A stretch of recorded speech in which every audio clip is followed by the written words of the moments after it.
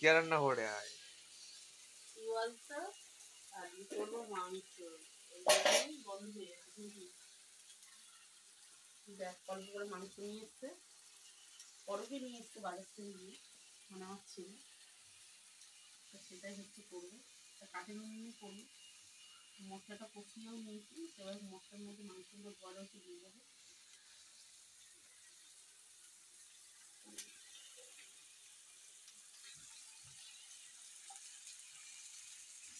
মাংসগুলো কষিয়ে তাহলে আলুগুলো দিয়ে দেবো দিয়ে একসঙ্গে মানে বেশি গোল করবো না কোনো ডাল আলু করছি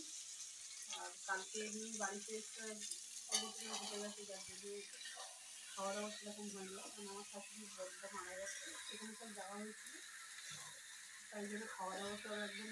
রান্না করা খাবার মতো খাওয়া হয়নি নদীতে চলে যাওয়া হয়েছিল তাই জন্য সে ডাল তরকারি রয়ে গেছে ডালটা গরম করবো আর মাংসটা শুধু কথা বলে শাক ধরে দিই তাই ভাত আমি আজকে এসবই মানে করলে চলো দেখতে থাকে